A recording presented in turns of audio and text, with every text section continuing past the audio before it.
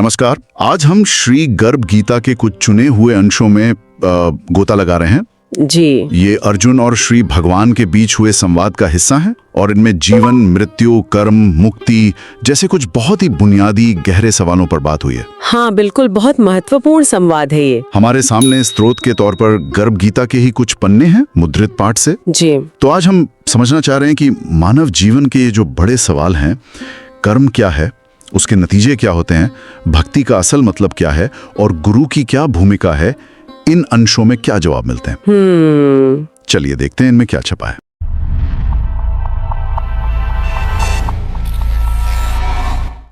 तो शुरुआत अर्जुन के पहले सवाल से ही होती है। हे भगवान, कृपया बताएं कि जीव जब गर्भ में आता है तो वो किस पूर्व कर्म के कारण आता है। हे मधुसूदन, प्राणी जन्म के पूर्व गर्भवास का कष्ट भोगता है और जन्म लेते समय भी असह्य कष्ट पाता है। इसके उपरांत वह संसार में रहकर रोग पीड़ा भोगता है, उसे बुढ़ापा आता है, प्राणी की मृत्यु भी होती है। अस्तु प्रभु जी, कृपया यह बताएं कि वह कौन से कर्म हैं जो प्राणी को जन्म मरण से रहित बनाते हैं। इस पर भगवान श्री कृष्ण कहते हैं, हे अर्जुन, जन्म मरण का बंधन उन प्राणियों की नियति है जो संसार में लिप्त रहते हैं। ऐसे प्राणी संसार में अनुरक्त रहते हैं, अर्थात संसार के नश्वर पदार्थों से ही प्रेम करते हैं। वे सांसारिक वस्तुओं की कामना करते हैं। प्राणी संसार की माया पाने की चेष्टा तो करता है, परंतु मेरी भक्ति पर ध्यान नहीं देता। इसके कारण वह बारंबार और अनेक योनियों में जाकर जरा मरण का दुख उठाता है। अर्जुन का अगला प्रश्न था, हे भगवान, कृपया बताएं, सांसारिक मोह माया से मुक्ति तो बहुत कठिन है। माया चित्त हर लेती है। मन, काम, क्रोध, लोभ, मोह, अहंकार रूपी विकार से गिरा हुआ मदमस्त हाथी है। तृष्णा रूपी शक्ति इसे प्रेरणा देती है। पंच विकारों में अहंकार प्रबल है जो कि प्राणी को नरक में ले जाता है। हे ऋषिकेश, इस मदमस्त हाथी को कैसे वश में किया जाए? मन को भक्ति में लगाने हेतु क्या उपाय करना उचित है?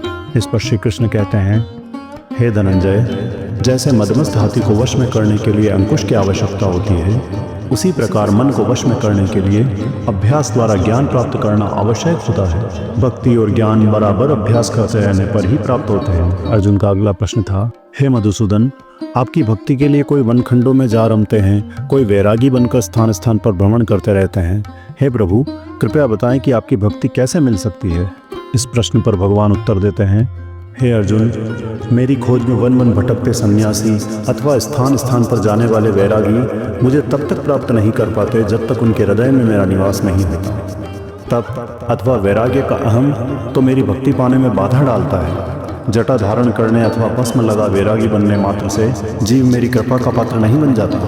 अहंकारी को तो मेरा दर्शन सुलभ ही नहीं होता। मैं शुद्ध हृदय वाले सतत अभ्यासी ऐसे जीव को मिलता जो काम, क्रोध, मोह, ममता और अहंकार से परे है। अर्जुन का अगला प्रश्न था, हे माधव, प्राणी पंच विकार जनित प्रवृत्ति के कारण लौकिक जीवन नष्ट कर लेता है। हे मुरारी, कृपया बताएं कि वह कौन सा पाप है जिसके कारण किसी व्यक्ति की स्त्री असमय मर जाती है। किन पापों के फलस्वरूप अल्पायु में पुत्र मर जाता है? कौन से पाप के कारण व्यक्ति वीर्यहीन हो जाता है?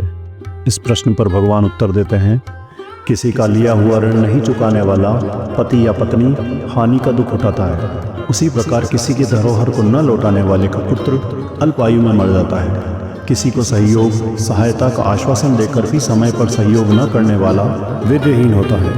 ये सब भयंकर पाप हैं जो स्त्री पुरुष एकाकी होकर भोगते हैं। अर्जुन का अगला प्रश्न था, हे दयानिधे, किस पाप के फलस्वरूप प्राणी सतत रोगी रहता है और किस को कर्म के फलस्वरूप बोझा ढोने वाला जघन्य पशु बनता है?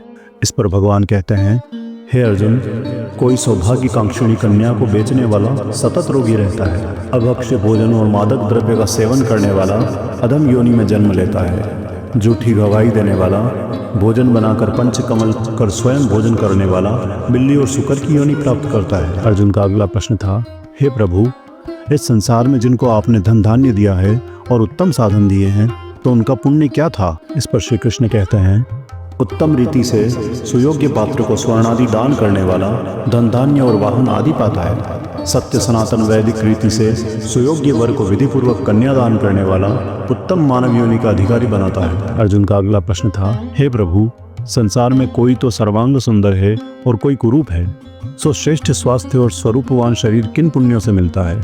इस पर भगवान कहते हैं, है कौनते, पुरुष का रूप स्वरूप नहीं गुण महत्वपूर्ण है। फिर भी आकर्षक देह, संत विद्वानों की सेवा एवं निरंतर ज्ञान की आकांक्षा के फलस्वरूप मिलती है। अर्जुन का अगला प्रश्न था, हे दयानिधि, प्राणी धन और सांसारिक सुखों से मोह क्यों रखता है?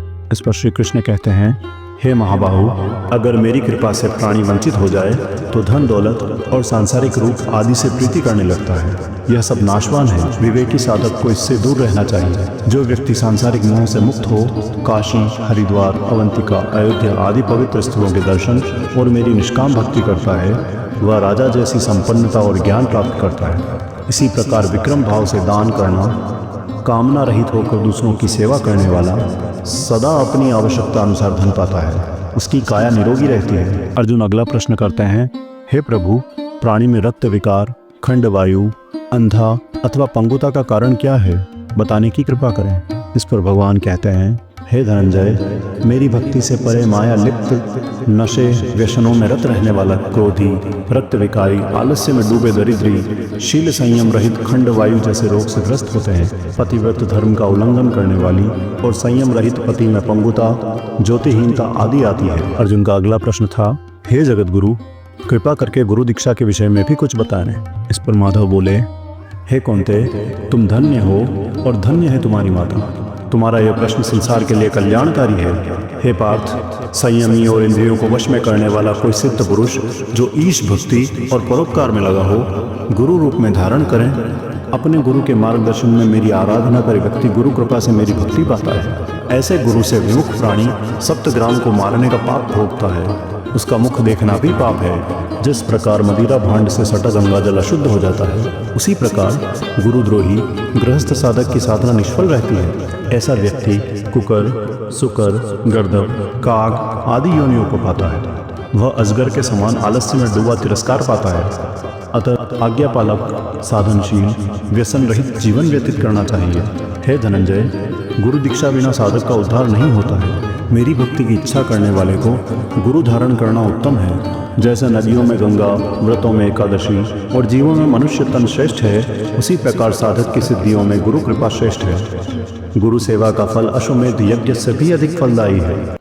तो अगर हम इन अंशों का सार निकालें जो बातें हमने अभी की, तो शायद 3 बातें मुख्य रूप से उभरती हैं। जी, कौन सी? एक तो ये कि कर्म और उसके फल के बीच एक बहुत गहरा और सीधा रिश्ता है, चाहे वो दुख हो, पुनर्जन्म हो या फिर मुक्ति हो। बिल्कुल सही। दूसरी बात, सच्ची भक्ति बाहरी कर्मकांड से ज्यादा अंदरूनी पवित्रता पर निर्भर करती है।